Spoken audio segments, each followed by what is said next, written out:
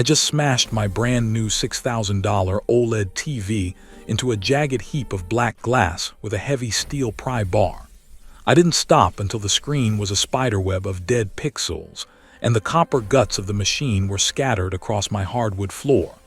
You probably think I've lost my mind, or that the stress of running a logistics company finally snapped my gears. But I didn't do it because I'm crazy. I did it because that TV was the only thing my wife and my best friend spent their nights huddled in front of, whispering and laughing while they planned my accidental death in the mountains of Texas. My name is David.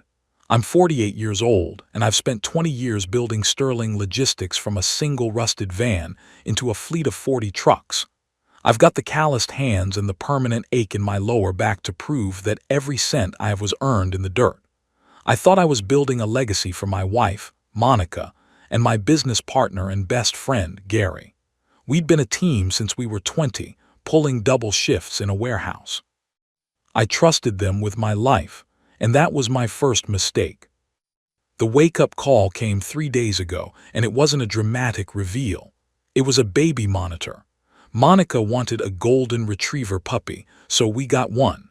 I'd installed a high-end monitor in the kitchen to keep an eye on the dog from my home office. I'd forgotten the thing was synced to my tablet. I was sitting at my desk, finishing an audit when the monitor flared to life. I heard the clink of wine glasses, my expensive Cabernet, and then I heard Gary's voice. He wasn't talking about truck routes. He was telling my wife that the bleeding of my company was almost complete. He told her he'd successfully moved another $200,000 into their joint offshore account.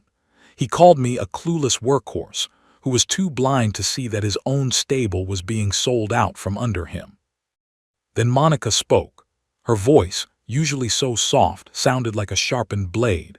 She asked Gary if my trip to Texas was still on schedule. Gary laughed and told her that the brakes on my SUV had already been sabotaged by a guy he knew in Dayton. He said once I hit the mountain passes near the border, a mechanical failure would take care of the David problem forever. My own wife didn't even flinch. She just asked if the $2 million insurance policy was confirmed. I sat in the dark for 4 hours, feeling my heart turn into a piece of cold, hard granite.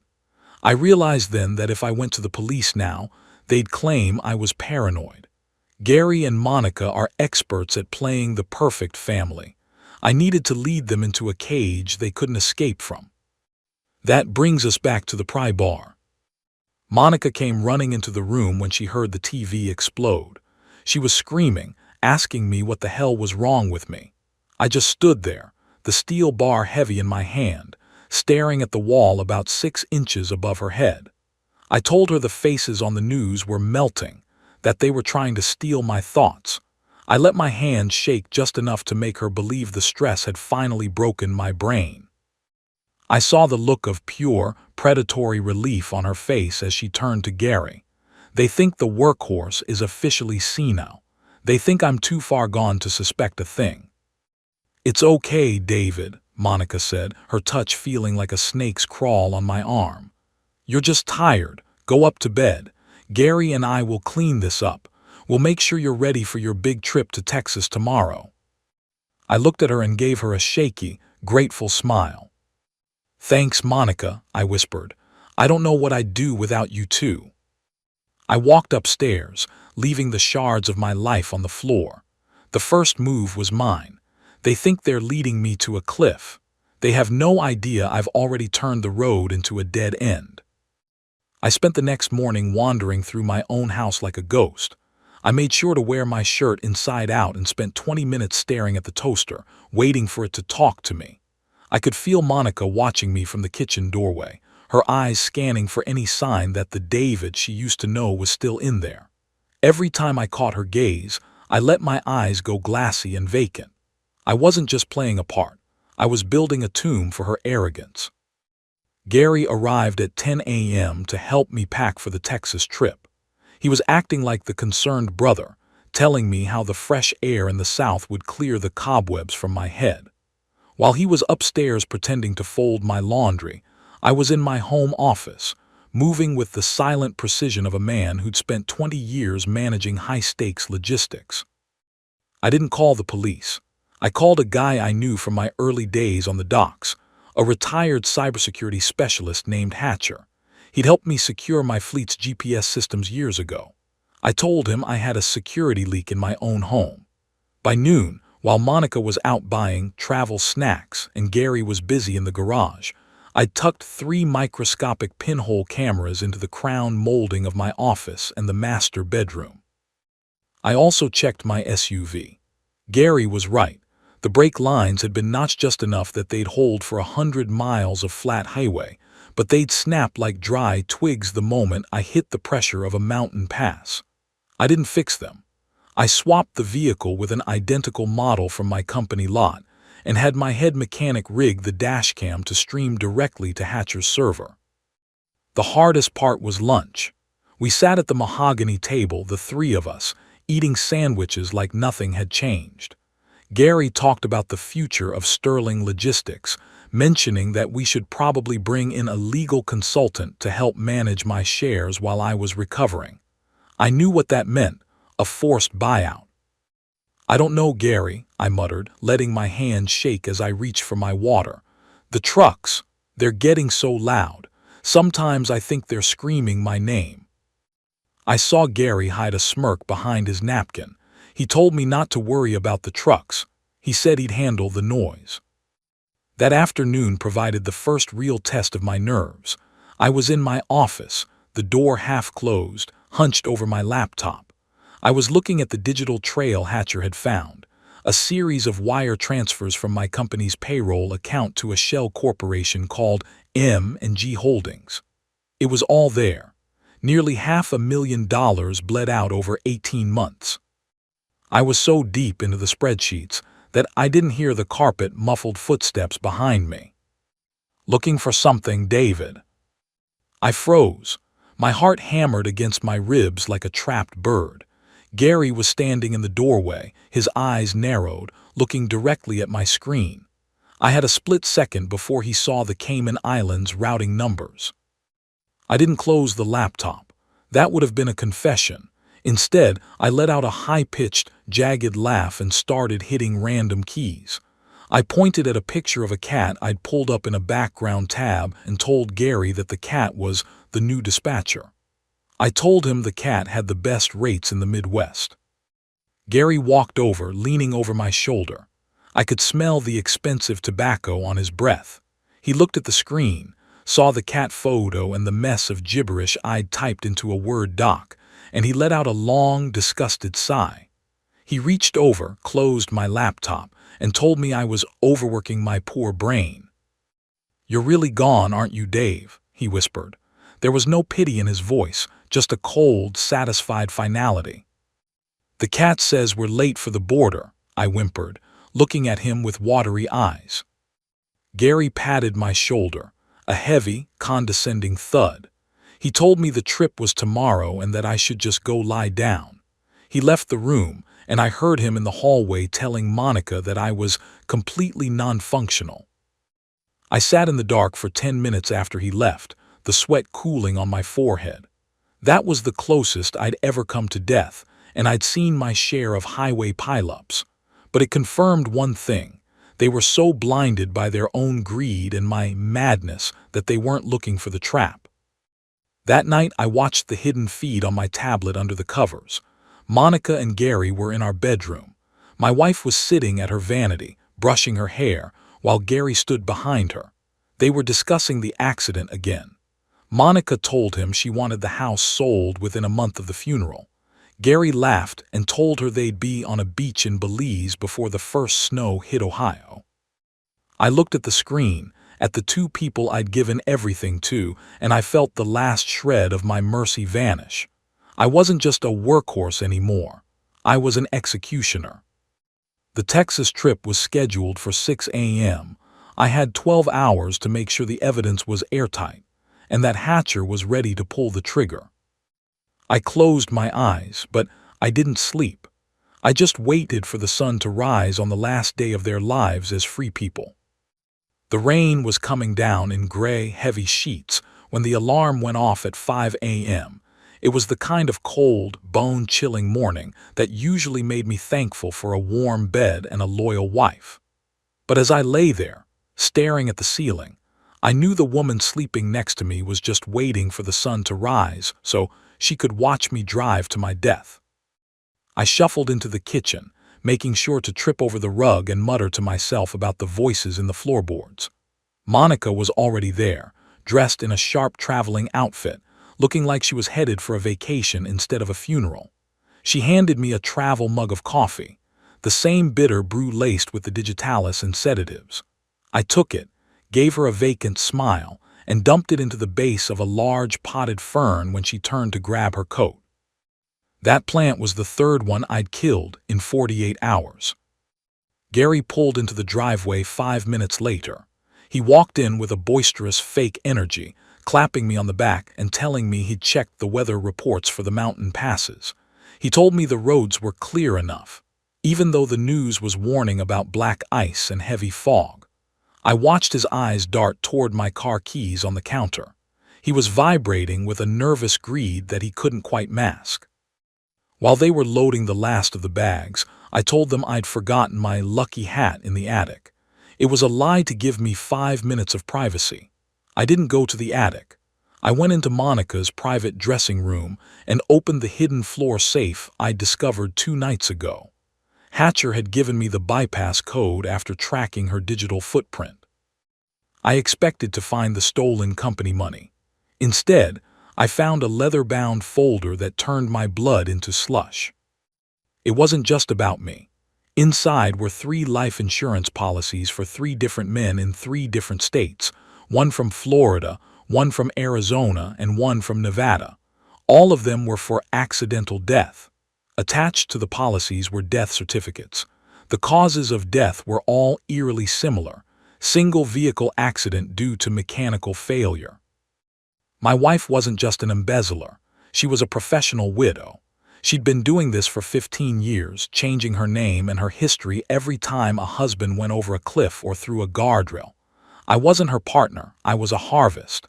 And Gary wasn't the mastermind. He was just the latest useful idiot she was using to do the dirty work before she likely disposed of him too. I tucked a copy of the Arizona death certificate into my pocket and headed back downstairs. The dark second layer had just turned a business betrayal into a fight for my life against a serial predator. The close call happened as we reached the SUV. Gary was standing by the rear wheel, a flashlight in his hand. He told me he thought he saw a fluid leak and wanted to check the undercarriage. My heart slammed against my ribs. I'd swapped the SUVs, but if Gary saw that the brake lines on this vehicle were pristine and untouched, the game was over. He'd know I'd been in the garage. He'd know I wasn't crazy.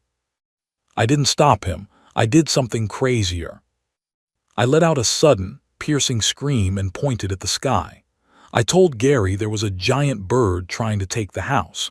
I grabbed his arm, shaking him, acting like I was having a full-blown psychotic break. I made sure to knock the flashlight out of his hand, sending it skittering across the wet pavement. Monica rushed over, her face twisted in a mask of frustrated rage. She told Gary to forget the leak and just get me in the car. She told him we were losing our window. She was so desperate to get me to those mountain passes that she overrode his professional caution.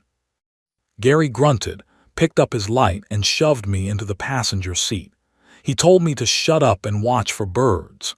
He climbed into the driver's seat of the identical SUV, the one with the perfect brakes, thinking he was driving the death trap he'd rigged himself. As we pulled out of the driveway, I looked back at my house. I saw Hatcher's black sedan pull out from a side street 2 blocks down, following us at a distance. The trip to the border was an 8-hour drive. 8 hours of sitting next to a man who thought he'd murdered my truck, and a woman who had already spent my insurance money in her head. "You okay, Dave?" Monica asked from the back seat, her voice dripping with that poisonous honey. "The birds are following us, Monica," I whispered, staring out the window. "They know where we're going." "Yes, they do, honey," she replied, smiling at my reflection in the rearview mirror. "They definitely do." I looked at the odometer. We were 50 miles from the first mountain pass. I reached into my pocket and felt the cold, hard edges of the death certificate. The trap was set. Now, I just had to see who went over the edge first. The fog on the mountain pass was so thick it felt like driving through a wet wool blanket. We were 6 hours into the trip, winding our way through the Appalachian ridges where the drops were steep and the guardrails were nothing but a suggestion. Gary was hunched over the steering wheel, his knuckles white, his eyes darting to the rearview mirror every 10 seconds. He was waiting for the descent. He was waiting for the moment he'd pull the emergency brake, jump out at a low speed, and watch me and the SUV barrel through the mist into a 300-foot gorge. I sat in the passenger seat, my head lolling against the window, pretending to be lost in a drugged-out stupor. Behind me, Monica was silent. I could hear the rhythmic click-click-click of her fingernails tapping against her tablet. She was probably checking the stock market, already mentally moving my assets into her offshore accounts. "It's getting pretty steep, Gary," Monica said, her voice tight with a strange, shivering excitement. "Maybe you should test the brakes, just to be safe." Gary didn't answer. He just gulped, the sound of his dry throat clicking in the silence of the cabin. We hit the peak of the ridge and started the 4-mile descent. This was it, the point of no return. Gary shifted the SUV into neutral, a move he thought would make the failure look more natural. He started pumping the brake pedal, waiting for the hiss of hydraulic fluid and the sickening snap of the notched lines. Nothing happened. The SUV slowed down perfectly. The pedal was firm. Gary's breathing went from shallow to frantic.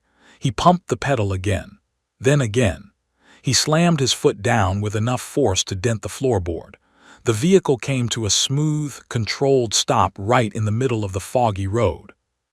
"What's wrong?" Monica hissed from the back, leaning forward. "Why aren't we? Why did we stop?" "I don't know," Gary shouted, his voice cracking like a terrified child. "They aren't braking, the brakes. They feel fine, they shouldn't feel fine." I sat up straight. I didn't stumble. I didn't mutter about birds. I reached over, turned the engine off, and pulled the keys from the ignition. The broken David was gone. I looked at Gary, and for the first time in 3 days, I let him see the man who had outworked every dock foreman in the state. "The brakes feel solid, don't they, Gary?" I said, my voice low and heavy as a mountain slide. "That's because I had them serviced by a professional, not the hack you hired in Dayton." Gary froze. He looked at the keys in my hand, then at my face. His jaw dropped, his eyes bulging with a realization that came too late. "David, we were just worried about the leak," he stammered, trying to find his mask. I didn't let him finish. I turned around in my seat and looked Monica dead in the eye. She wasn't tapping her tablet anymore. She was backed against the door, her face a mask of frozen, icy terror. I pulled the folder from my jacket and tossed the Arizona death certificate onto her lap. "Tell me, Monica," I said, "does Paul from Arizona or Thomas from Nevada ever visit you in your dreams? Or do you only see the dollar signs when you close your eyes?" Monica's poise didn't just crack, it dissolved. She looked at the certificate, then at me, and for a second she looked like the predator she really was. She lunged for the door handle, but I'd already engaged the child safety locks from the front console. She was trapped in the very box she'd built for me. "You think you're smart," Monica spat, her voice dropping into that lethal, clinical tone. "You're still a workhorse, David. You have nothing. No one will believe a man who just smashed his own house and started screaming about birds. My lawyer will have you committed before the sun sets." "I don't think so," I said, pointing to the dashboard. "Gary, say hello to Hatcher. He's been listening to every word since we left Columbus. The dashcam, the cabin mic, it's all being live-streamed to a server 300 miles away." That's when the physical shock of the law finally arrived. Sound of multiple sirens screaming through the fog, and the heavy thud of boots on the asphalt. Out of the mist, 3 Ohio State Trooper cruisers swerved into position, blocking the SUV from both sides. Hatcher's black sedan pulled up behind us, the tires screeching on the wet road. I watched through the window as Hatcher stepped out, wearing his old department windbreaker, a shotgun held casually at his side. The troopers didn't ask nicely. They ripped the doors open. They dragged Gary out of the driver's seat and slammed him onto the wet pavement. He didn't even fight.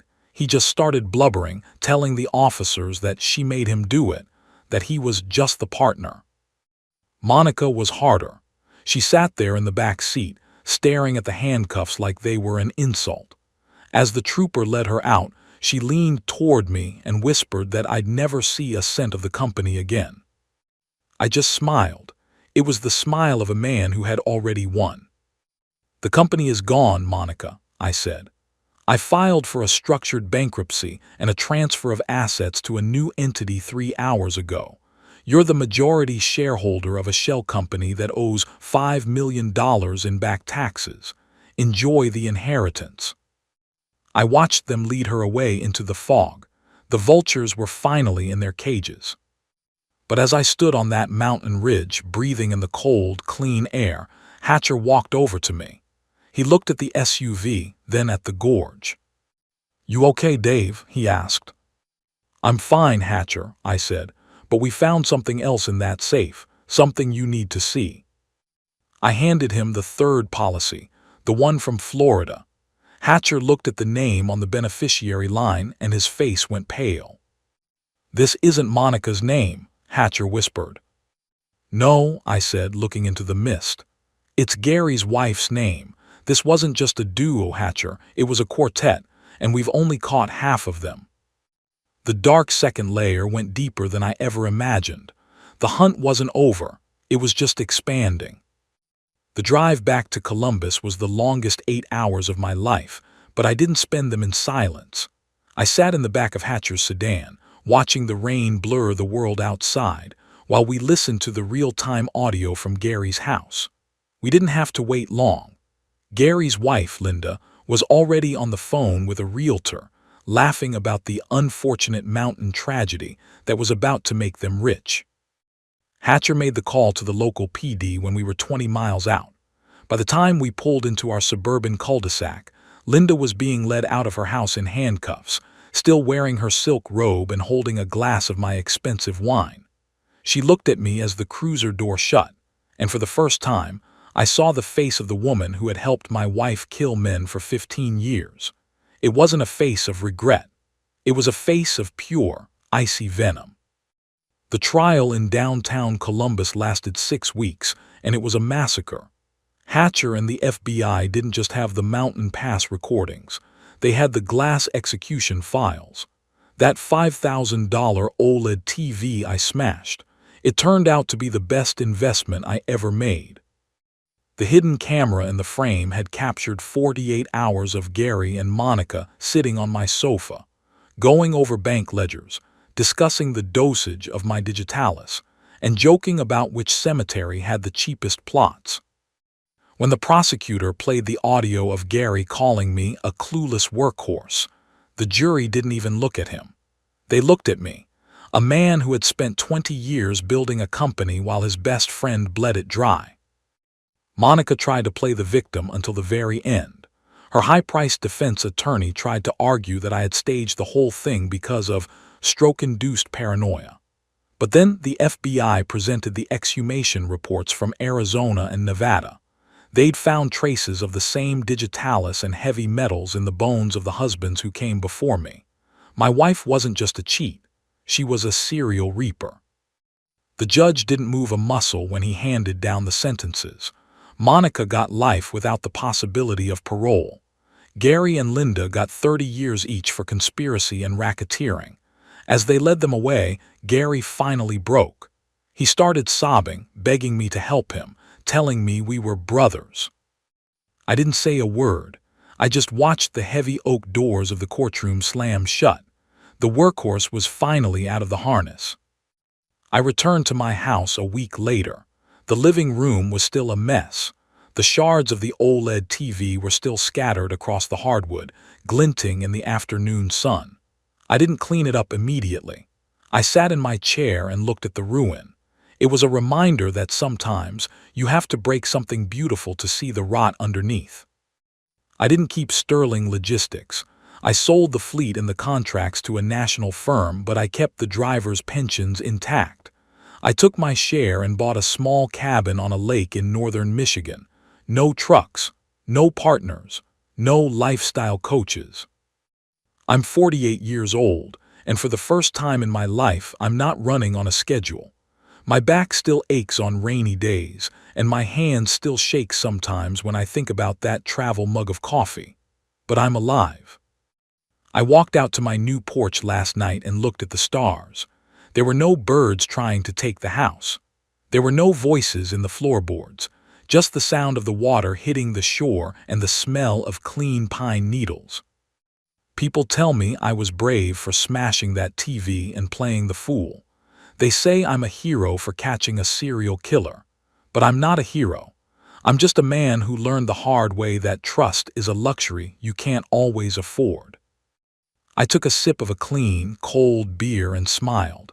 The cage was locked. The predators were starving. And for the first time in 20 years, the road ahead was wide open. I'm David, I'm a survivor, and I'm finally home.